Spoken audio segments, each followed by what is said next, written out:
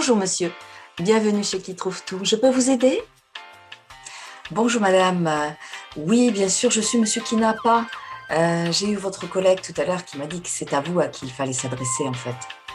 Je viens vous voir parce que j'aurais besoin d'acheter une mémoire. En fait, je n'ai aucune mémoire, j'oublie tout. Ma femme me dit d'ailleurs que c'est une catastrophe, hein.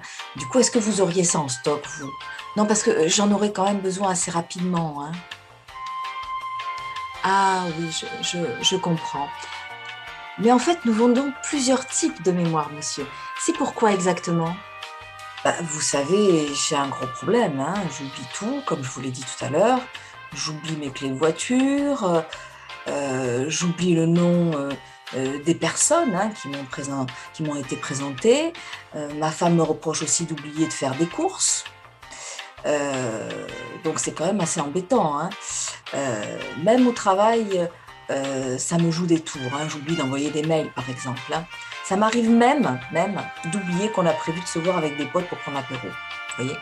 Donc, c'est vraiment embêtant. Ah oui, je vous comprends, monsieur. Alors, par rapport à vos besoins, j'aurais plutôt tendance à vous conseiller un packaging de plusieurs types de mémoire, en fait. Comme ça, vous serez tranquille. En plus, l'avantage, c'est qu'habituellement, vous bénéficiez d'une garantie de 3 ans au lieu de 2 ans sur ce type de packaging qui regroupe en fait 3 mémoires à long terme. C'est une offre exceptionnelle hein, qui se termine ce soir d'ailleurs, hein. Quel est votre budget, monsieur? Ah, je sais pas en fait. Je m'étais pas posé la question. Bon, vous voudriez y mettre une fourchette environ de combien à combien, par exemple? Je sais pas, entre 1 500 € environ, ça irait? D'accord. Alors, les 3 mémoires dont je vous parle, monsieur, sont à peine plus chères que le prix que vous vouliez y mettre pour une seule mémoire, puisque exceptionnellement, aujourd'hui, on propose 3 mémoires au prix imbattable de 1 999 € au lieu de 2 700 €. Une économie de plus de 700 €, monsieur, hein, c'est très intéressant. C'est une super promo en fait. Et il y a aussi pour vous la possibilité de prolonger la garantie de 3 ans supplémentaires. Comment ça? En fait, comme je vous le disais tout à l'heure, exceptionnellement, ces 3 mémoires à long terme sont garanties 3 ans au lieu de 2 ans. C'est déjà pas mal hein, quand même. Mais on n'est pas à l'abri hein, d'un souci. Et c'est vrai que là, si ça vous arrive après les 3 ans de garantie, vous risquez d'être vraiment embêté, monsieur, hein. Donc je vous conseille de prolonger en prenant une garantie de 3 ans supplémentaires. Comme ça, vous serez tranquille pendant 6 ans, puisque les pièces et la main-d'œuvre, y compris le déplacement chez vous, hein, seront totalement pris en charge. Et la garantie de 3 ans supplémentaires, elle coûte combien en fait? Elle ne vous reviendra qu'à 199 € de plus, monsieur, en fait. Ce qui vous fera un total de 2198 €. Et là, vous faites une affaire, hein, puisque vous aurez 3 mémoires à long terme, garantie 6 ans. Stop! Vous n'avez pas besoin d'acheter une mémoire, enfin. Nous sommes tous équipés gratuitement dès la naissance d'une mémoire et même de plusieurs mémoires, plusieurs types de mémoires. Vous entendrez de ci, de là, des personnes souffrir de ce qu'elles appellent un manque de mémoire, de ne rien pouvoir garder en mémoire ou de tout oublier en permanence.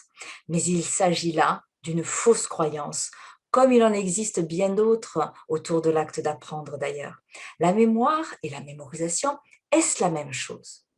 Pour pouvoir garder une information en mémoire, ne faudrait-il pas prendre le temps d'installer cette information dans notre tête? Ça ne se ferait donc pas tout seul, ni indépendamment de notre volonté. La mémorisation est une action mentale volontaire que l'on peut développer par des stratégies adaptées à notre fonctionnement personnel.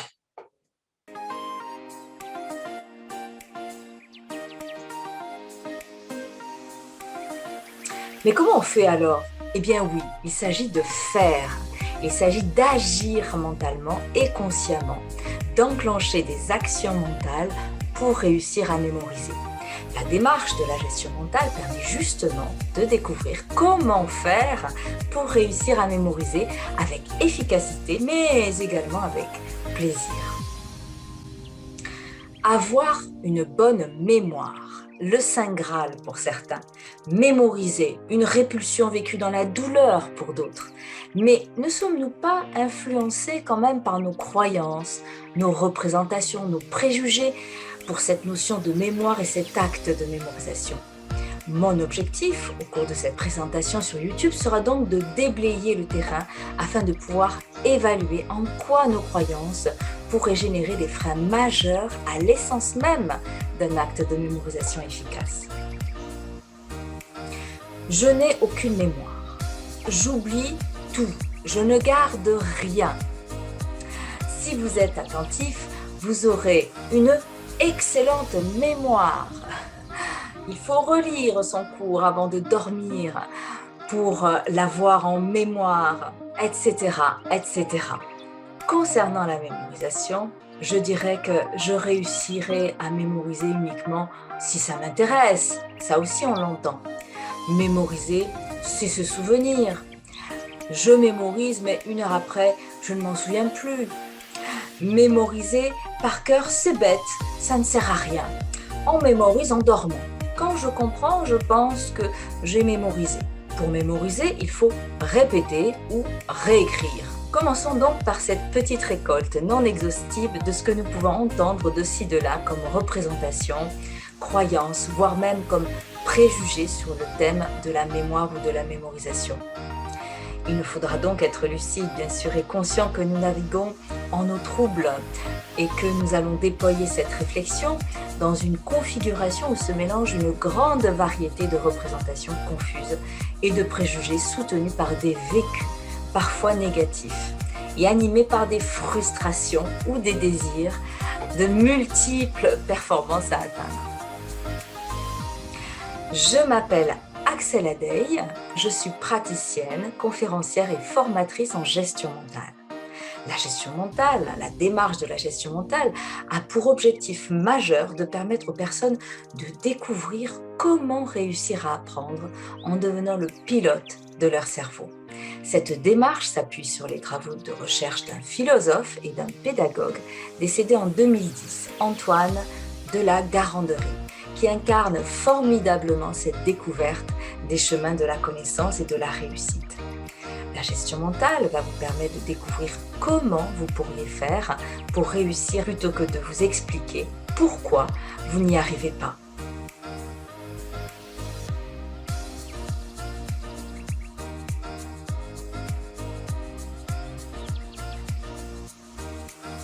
J'accompagne donc des jeunes et des adultes à découvrir des stratégies d'apprentissage et de traitement de l'information qui correspondent à leur mode de fonctionnement mental.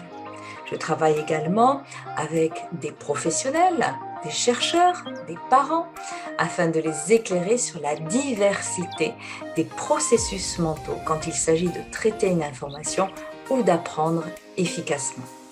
Je partage donc avec vous sur cette chaîne YouTube des moyens adaptés pour que vous réussissiez à piloter votre cerveau. Mais je vous invite à ne pas me croire sur parole, car je ne détiens pas la vérité. Il n'y a pas d'expert en gestion mentale. Ce qui me semble très important, c'est de vous poser une seule question à vous-même à partir de ce que je vais vous présenter. Qu'est-ce que vous pensez pouvoir réutiliser, appliquer, expérimenter ? Dites-moi d'ailleurs dans les commentaires si cette vidéo vous a été utile et n'hésitez surtout pas à la partager avec des personnes qui disent avoir des problèmes de mémoire ou des difficultés à mémoriser une information. Je vous invite également à liker cette vidéo si elle vous a plu en cliquant sur le pouce en bas de la vidéo ou à vous abonner également en cliquant sur la cloche pour ne pas rater les prochaines vidéos qui vous permettront de réussir à piloter votre cerveau tout en développant le plaisir de connaître et le bonheur d'être. Mais surtout, ce qui est important à dire, c'est qu'il faut que vous restiez jusqu'à la fin de la vidéo, car je vais partager avec vous un bonus qui vous aidera à comprendre comment éviter d'oublier ce que vous avez déjà réussi à mémoriser. C'est très pratique. Comment faire pour ne pas oublier ce que nous mémorisons? Comment faire pour éviter que ne s'enclenchent ces processus d'oubli lorsque nous avons fait un acte de mémorisation et que nous voulons bien sûr prolonger la durée des informations en mémoire? Ça vous parle? Je vous donnerai également à la fin de cette vidéo un petit récapitulatif des 5 points essentiels qui permettent de réussir à mémoriser. Et pourquoi pas, je vous invite à me dire dans vos commentaires quels sont les points que vous utilisez déjà et quels sont ceux que vous ne pensez pas utiliser lorsque vous cherchez à mémoriser des informations. Alors pour commencer, nous pourrions évidemment essayer de clarifier ce qu'on entend concrètement par les termes mémoire et mémorisation. Nous pourrions d'ailleurs nous amuser à simplifier cette conceptualisation avec la métaphore que j'utilise souvent, mémoriser, c'est comme faire ses courses.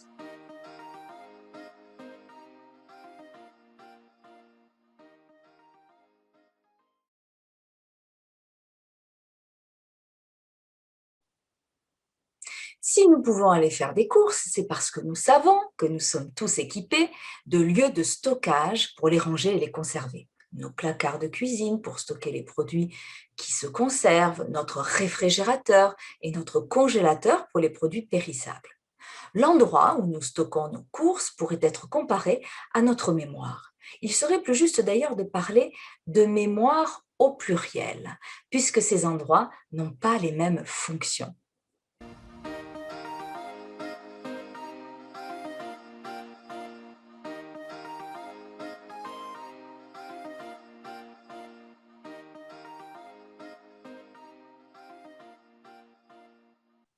Dans le domaine des neurosciences appliquées à l'éducation ou des neurosciences cognitives, il est d'ailleurs plus souvent question de mémoire au pluriel que de mémorisation.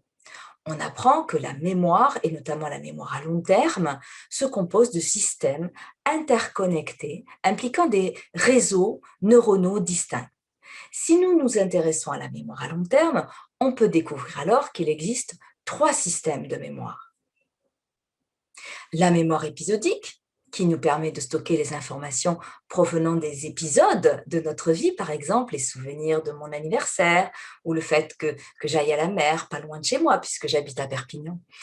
La mémoire procédurale, qui me permet de stocker les informations liées à des procédures que j'ai apprises grâce à des gestes physiques, comme par exemple la conduite de ma voiture ou le fait de savoir faire du vélo lorsque je vais à la plage. Et enfin, la mémoire sémantique, qui nous permet de stocker des informations liées aux connaissances générales, comme le fait qu'il existe plusieurs mers et océans dans le monde et on peut mémoriser leurs noms à partir d'une carte de géographie ou d'une map monde.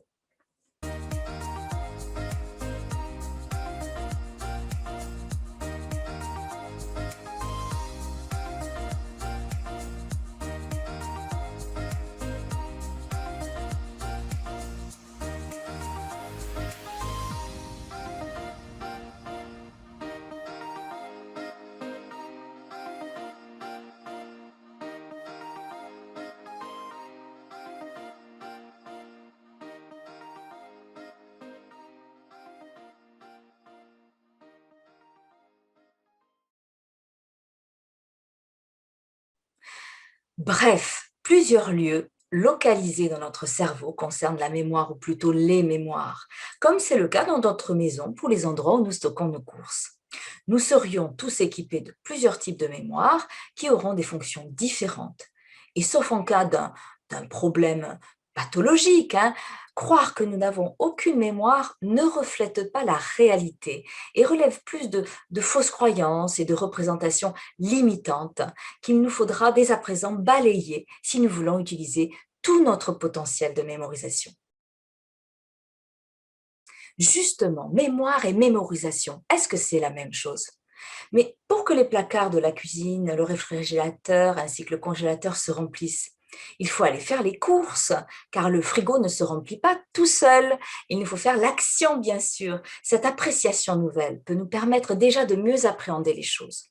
On peut alors se questionner simplement en se demandant s'il est juste pour certains de croire qu'ils n'ont aucune mémoire. Ne faudrait-il pas s'assurer qu'un acte de mémorisation ait bien été effectué au préalable avant d'aller chercher en mémoire quelque chose qu'il n'y ait pas? Mémoriser nécessite donc une activité mentale consciente et volontaire.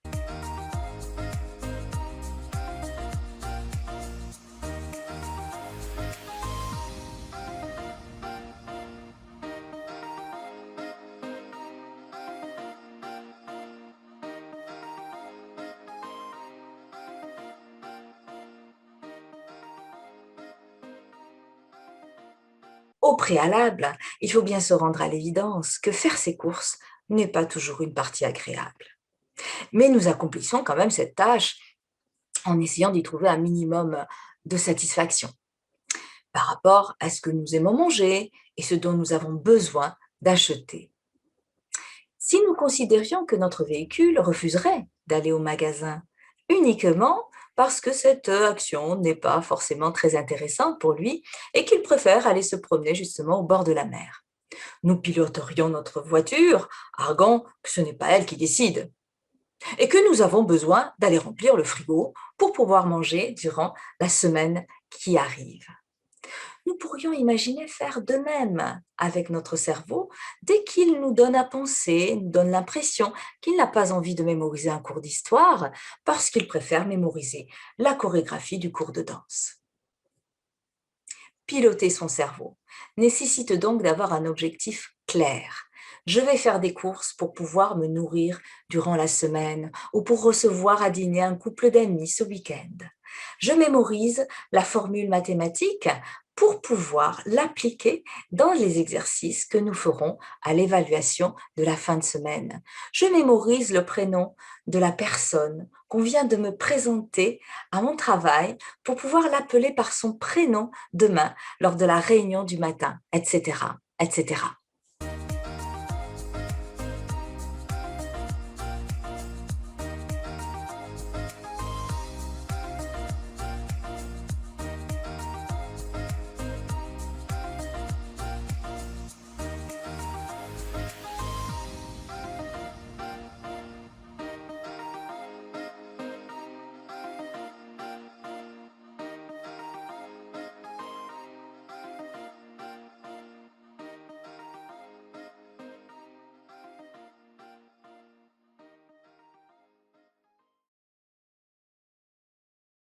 Avant d'aller faire nos courses, nous faisons toujours l'inventaire de ce que nous avons en stock pour acheter ce qui nous manque, bien sûr. Si nous comparons à la mémorisation, nous pourrions une fois de plus faire le parallèle.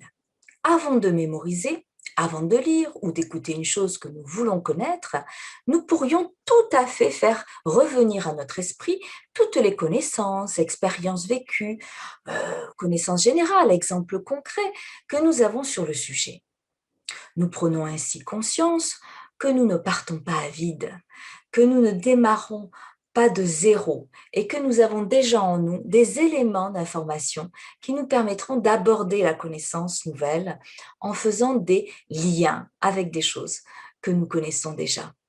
Cela nous permet bien sûr de gagner en motivation, mais pas seulement. Nous gagnons également en rapidité, puisque lorsque l'inventaire a été effectué, nous pouvons alors comparer avec ce que nous voulons mémoriser pour ne prendre uniquement que ce qui nous manque, ce qui reste à compléter, à ajouter, à ajuster par rapport à ce que nous avons déjà dans notre tête. C'est la même chose lorsque nous faisons notre liste de courses, quand nous regardons dans les placards et dans les réfrigérateurs pour évaluer les produits que nous avons déjà en stock afin d'éviter de les racheter.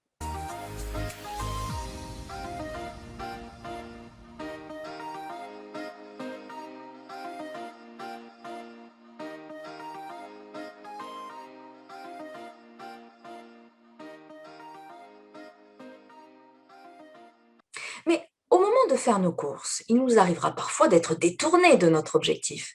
Je suis venue acheter des fruits et des légumes pour renouveler mon stock et je passe devant un stand très animé par de la musique zouk assez forte et des odeurs délicieuses de samoussa et d'autres spécialités africaines. Ou je passe automatiquement par le rayon du pain parce que j'ai l'habitude d'en acheter automatiquement aux courses sans même me demander s'il m'en reste déjà à la maison.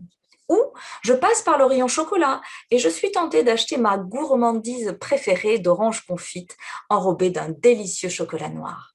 Nous savons aujourd'hui qu'une forme d'attention totalement involontaire et inconsciente peut influencer notre perception du monde extérieur. Je les appelle les RAP, l'attention réflexe, l'attention automate et l'attention plaisir.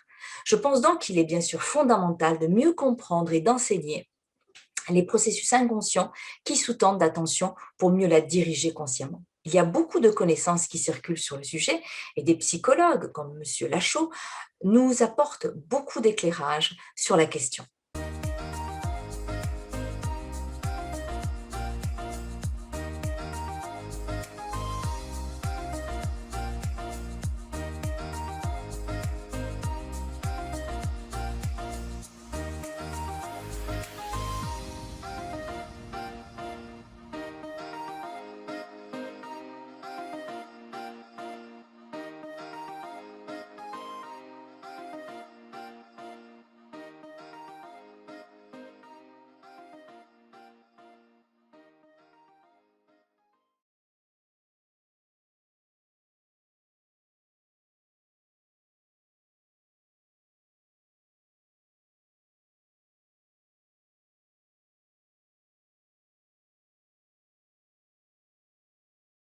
En gestion mentale, l'attention est un pilier de l'apprentissage, puisque c'est un acte mental, conscient et volontaire, sans lequel la mémorisation, mais également la compréhension, la réflexion, l'imagination créatrice ne peuvent pas se déployer efficacement.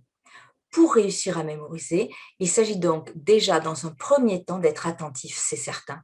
Mais comme c'est le cas pour les autres gestes mentaux de la connaissance, la mémorisation, la compréhension, etc., on ne nous apprend pas le comment faire pour se rendre attentif. Beaucoup de fausses croyances circulent également sur le sujet. On entend sois attentif, concentre-toi, fais-le vite dans ta tête, etc. Oui, mais comment? En gestion mentale, au cours de séances individuelles ou de formation, nous découvrons explicitement, concrètement et consciemment comment faire pour réussir à se rendre attentif à ce que l'on perçoit du monde extérieur. Être attentif, ça s'apprend donc. L'attention est sélective. Quand on est attentif à quelque chose que l'on regarde ou que l'on écoute, par exemple, on trie les informations que l'on perçoit en fonction d'un objectif que l'on vise. Lorsque je veux être attentive, je dois donc me poser la question suivante. Je suis attentive à quoi et pour en faire quoi?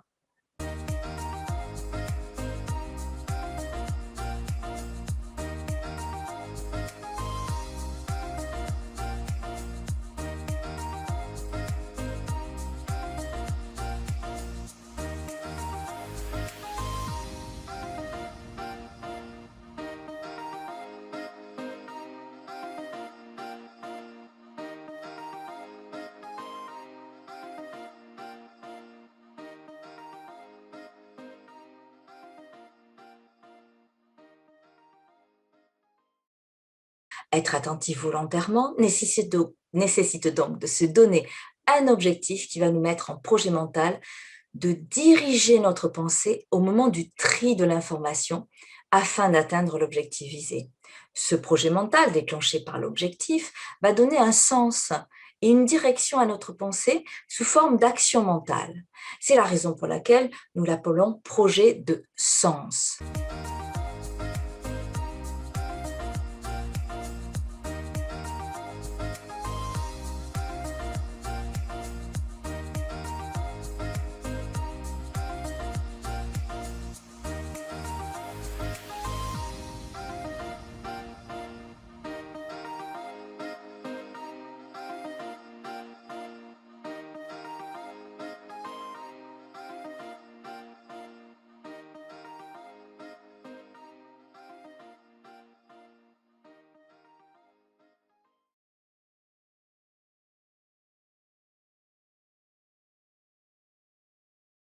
Bref, lors d'un acte d'attention conscient et volontaire, les informations qui nous parviennent du monde extérieur, à travers nos impressions sensorielles, se transformeront donc en actions mentales variées, selon le projet qui nous anime et l'objectif que l'on vise.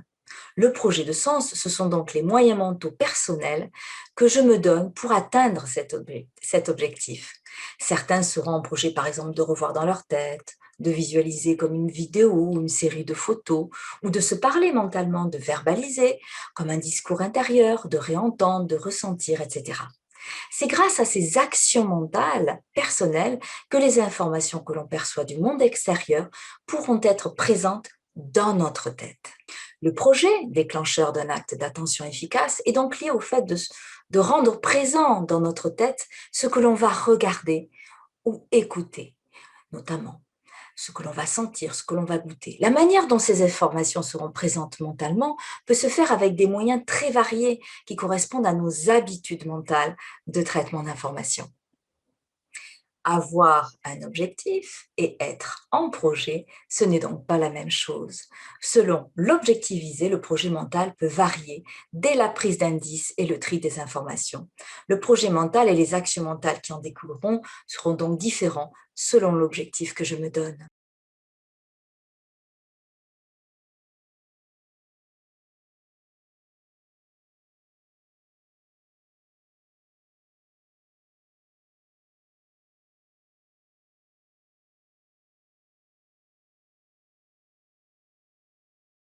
Par conséquent, le fait qu'une information existe à ce moment-là dans notre tête, après l'avoir perçue, pourrait nous donner l'illusion de l'avoir mémorisée.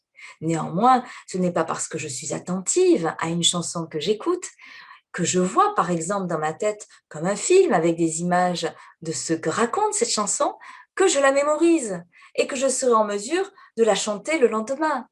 L'attention s'avère donc un acte mental préalable nécessaire, mais pas suffisant pour réussir à mémoriser. Que faudrait-il donc faire de plus alors? Mais savoir que nous avons des endroits où ranger nos courses, savoir que nous avons déjà un peu de stock et savoir que nous allons sélectionner dans le magasin certaines informations, est-il suffisant pour réussir à remplir son frigo? Non, bien sûr, ça ne se fera pas tout seul. Croire que nous allons mémoriser un numéro de téléphone, une leçon d'histoire ou de maths, des noms de personnes, des listes de mots, le contenu d'une conférence à laquelle nous avons assisté ou celui d'un article lu, sans faire une action de mémorisation, serait donc un mythe. Quand je parle d'action mentale, je ne parle pas de stratégie qui consisterait à relire, réécrire ou répéter plusieurs fois ce qu'on veut mémoriser. D'ailleurs, euh, les neurosciences cognitives, encore une fois, nous ont montré, grâce à l'imagerie par résonance magnétique fonctionnelle, c'est-à-dire en observation d'une personne, de son cerveau lorsque cette personne apprend, nous a montré que, par exemple, relire et surligner, comme le conseillent parfois certains, n'est absolument pas efficace. Il existe bien sûr des moyens mentaux plus efficaces et surtout adaptés au fonctionnement de chaque personne. Encore faut-il les connaître et les mettre en action, bien sûr. Pour réussir à mémoriser, il est donc important de se rendre compte déjà que dès le moment où nous listons les ingrédients dont nous aurons besoin, nous imaginons utiliser ces produits, cuisiner des plats ou faire les recettes que nous réaliserons dans la semaine. À ce moment-là, nous sommes donc dans une projection future.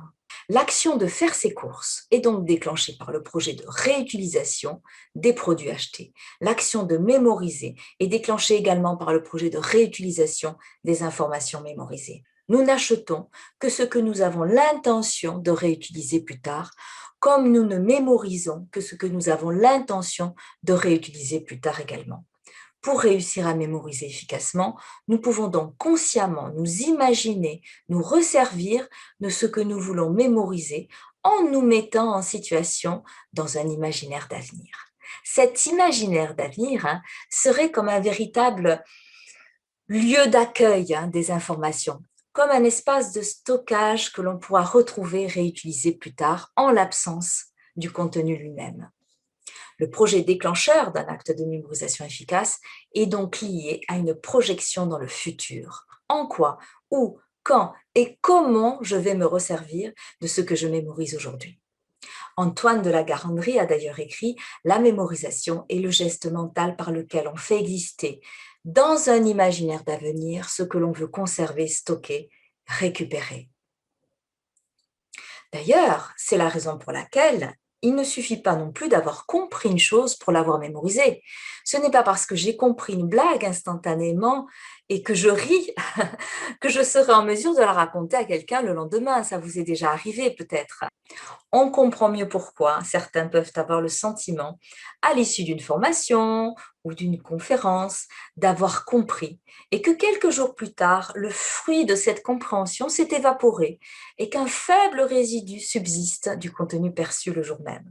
Mémoriser, c'est donc faire un acte d'attention en se donnant le projet d'évoquer les informations sélectionnées, en les revoyant, se parlant, etc., avec en plus le projet de s'imaginer s'en resservir plus tard et ailleurs.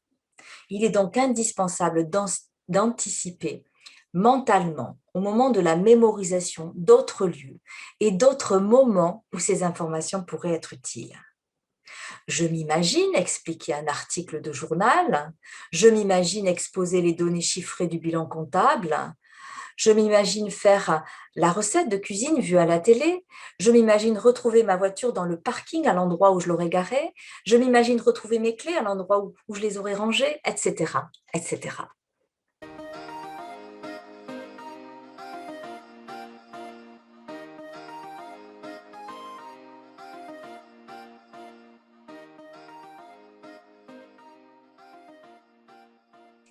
Alors, qu'en est-il de l'apprentissage par cœur, vous me direz? Hein, il faut bien en parler. Apprendre par cœur, sans saveur, pour restituer, ça ne vous dit rien? Il s'agit souvent d'apprendre pour rendre l'information, en la récitant ou en l'écrivant à l'identique, mot à mot. Pour réussir à atteindre cet objectif, les personnes expriment souvent qu'elles sont en projet de répéter dans leur tête et que cette manière de faire est longue, rébarbative, ennuyeuse et pas forcément efficace sur le long terme. On sait d'ailleurs aujourd'hui que relire, répéter, réécrire, etc. n'est pas forcément toujours très efficace.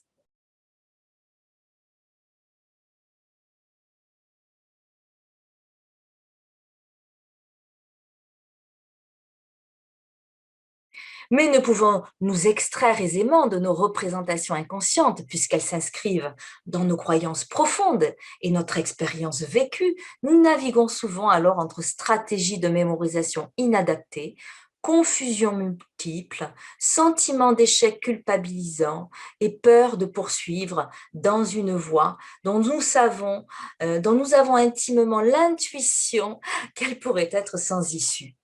Le terme d'apprendre par cœur est donc souvent vécu de manière extrêmement douloureuse, générant parfois des traces indélébiles pendant des années. D'après ce qu'on peut lire sur le sujet, par exemple, dans l'Antiquité, les traités d'anatomie considéraient le cœur comme le siège des émotions, de la volonté, du courage, d'ailleurs le mot courage a la même racine que le mot cœur, mais aussi de la pensée, de l'intelligence et de la mémoire. Malgré les progrès de la médecine, il se trouve qu'on a continué d'associer l'organe du cœur à l'esprit et à l'intelligence. Apprendre par cœur signifierait donc apprendre avec intelligence. Croire qu'aujourd'hui, apprendre par cœur, c'est bête et que ça ne sert à rien, relève une fois de plus d'un préjugé erroné, alimenté de surcroît par le fait qu'on demande aux élèves souvent, quand ils sont petits, et déjà qu'ils répètent mot à mot ce qu'ils lisent, ligne après ligne, dans leur tête et à haute voix, pour apprendre par cœur une poésie, des tables de multiplication, etc. Apprendre par cœur signifie connaître parfaitement, à l'identique, une information, une leçon, une citation, un poème, une formule mathématique, etc. Mais rien ne nous oblige à nous contraindre à une répétition fastidieuse et vide de sens. On peut apprendre par cœur des tables de multiplication ou des poésies avec des stratégies visuelles, par exemple. On pourra en rediscuter. Nous pouvons également, avant de mémoriser par cœur, faire un travail de compréhension, bien sûr. Comprendre facilite souvent le fait de mémoriser.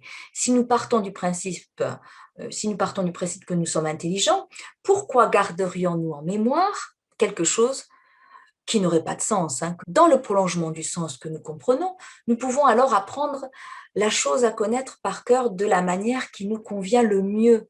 Pour certains, mémoriser les fables de La Fontaine, par exemple Maître Corbeau sur un arbre perché, déclenchera alors mentalement en eux une série d'images concrètes, sous forme de dessins ou de films en mouvement, de photos fixes, de mots écrits, etc., etc.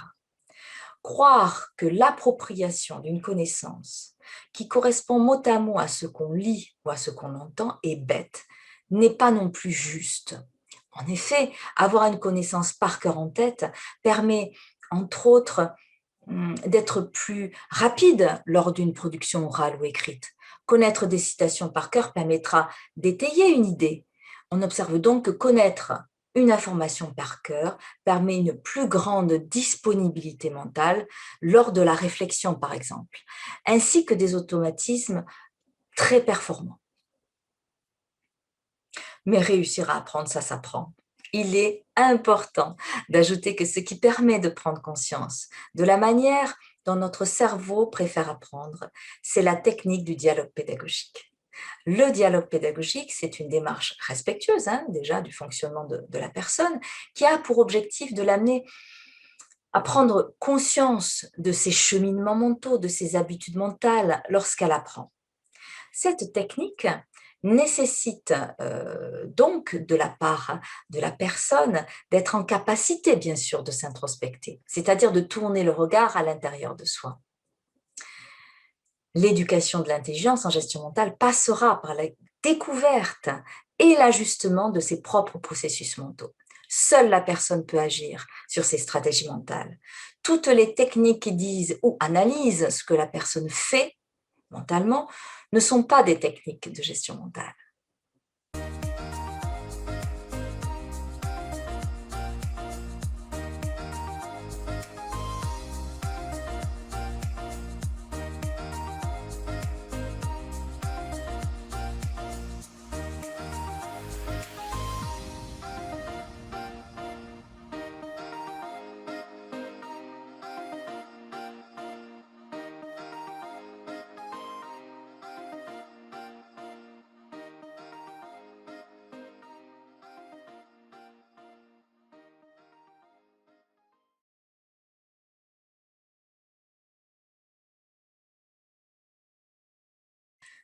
Alors maintenant, le bonus.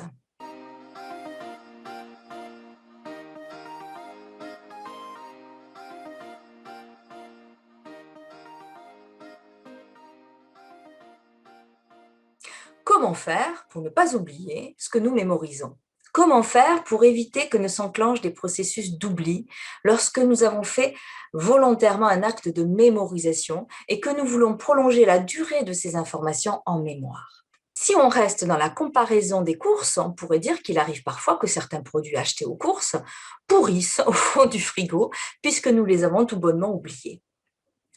Et nous savons bien sûr que nous devons régulièrement checker les produits stockés pour ne pas les oublier au fond du frigo. Il en va de même avec les connaissances mémorisées. Si les nouvelles connaissances mémorisées ne sont pas réactivées régulièrement, elles seront mises aux oubliettes. Mais que veut dire réactiver? La technique de la réactivation consiste à faire revenir mentalement les informations mémorisées. Que sais-je déjà sur le sujet? Qu'a-t-on traité en cours ou lors d'une formation? Quels exemples, quels schémas, quels exercices, quelles mises en situation a-t-on effectué? L'objectif étant de repenser mentalement et régulièrement aux informations déjà mémorisées pour éviter que ne s'enclenchent les processus d'oubli, mis en lumière d'ailleurs dans la courbe de l'oubli d'Hermann Ebbinghaus, un philosophe allemand souvent considéré comme le père de la psychologie expérimentale de l'apprentissage, qui dès 1885 démontre le fait que l'oubli suit une loi exponentielle en fonction du temps. Au lieu de relire, comme il est souvent conseillé de faire, il faut d'abord essayer de se souvenir. Il vaut mieux essayer de se souvenir que de relire. Se souvenir du sujet, des idées principales, des concepts, des exercices, des connaissances générales, des expériences, des exemples, etc. Si on se rend compte qu'il nous manque des informations et qu'on a donc oublié certains éléments, c'est à ce moment-là que l'on peut relire le contenu. Puis, on cache à nouveau ces informations et on essaie une fois de plus de réactiver en essayant de récupérer ce qui nous manquait. À chaque fois qu'on fait ça, le cerveau s'active et consolide le réseau de neurones en lien avec le contenu étudié.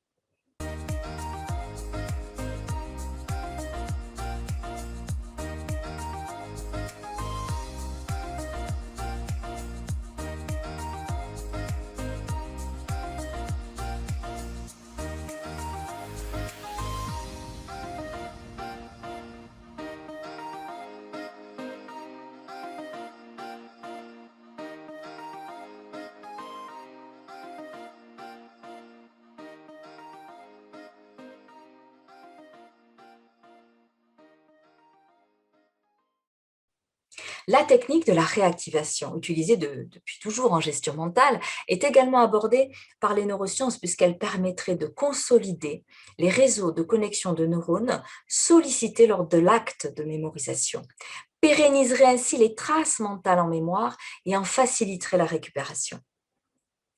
La nécessité de pratiquer la réactivation mentale pour évaluer régulièrement ses connaissances en planifiant des périodes d'espacement s'avère ainsi un incontournable évident pour éviter d'oublier.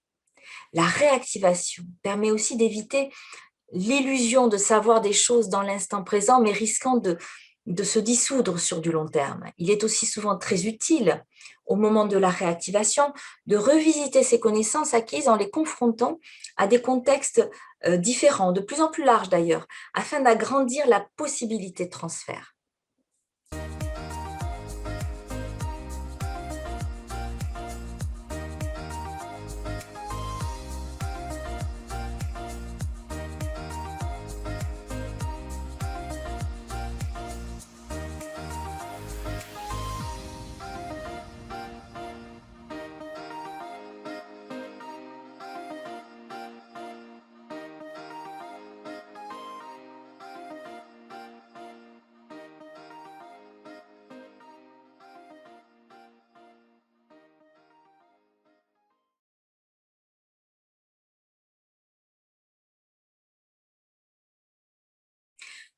Pour réactiver efficacement afin de remédier plus durablement au processus d'oubli, il serait donc utile de planifier des périodes d'espacement, des plus courtes aux plus éloignées. Exemple en musique, apprendre un contenu en 4 heures d'un coup, ou en 4 fois 1 heure sur 4 jours, ou en 8 fois 30 minutes sur 8 jours, n'aura pas la même efficacité.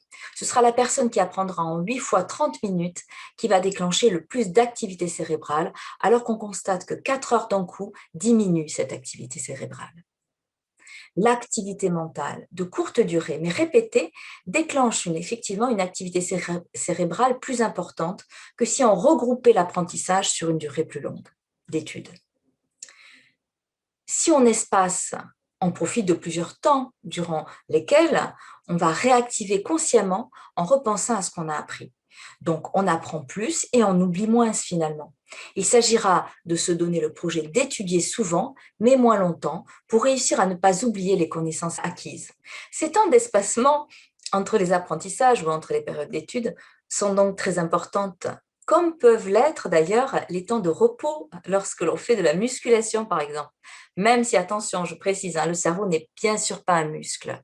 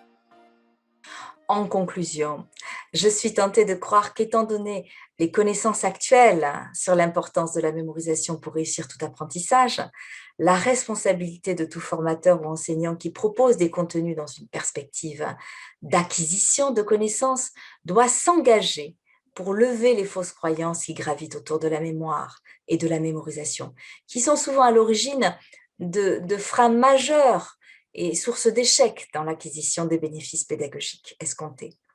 Pour moi, cette responsabilité est aussi importante que celle qui nous conduit à être en projet de développer une démarche pédagogique rigoureuse et respectueuse des potentialités de chacun.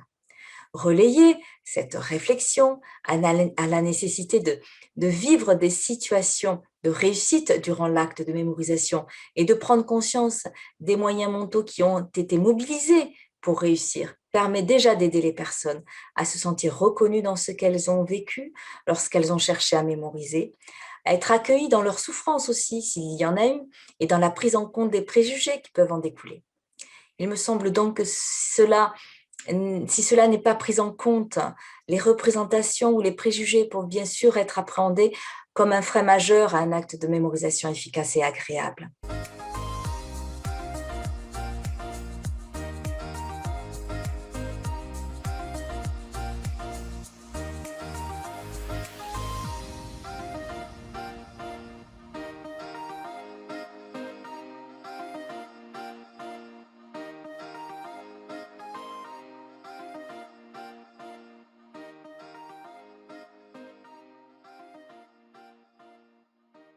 Si vous voulez découvrir les stratégies mentales adaptées à votre fonctionnement personnel ainsi que les moyens efficaces pour réussir à mémoriser en pilotant votre cerveau, rejoignez-moi bien sûr lors de formations, d'ateliers ou de conférences. Vous y découvrirez vos propres habitudes mentales ainsi que des actions concrètes pour les développer.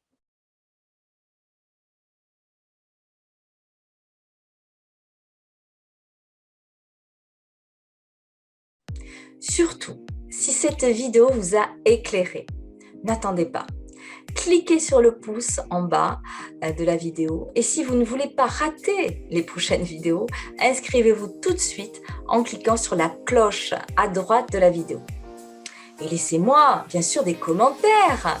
Dites-moi quels sont les points que vous ne pensez pas faire par rapport au petit récapitulatif que j'ai fait et quels sont ceux que vous utilisez déjà. C'est très précieux pour que je puisse anticiper et vous préparer des contenus qui correspondront à vos besoins. Je vous dis donc à très vite. Au revoir.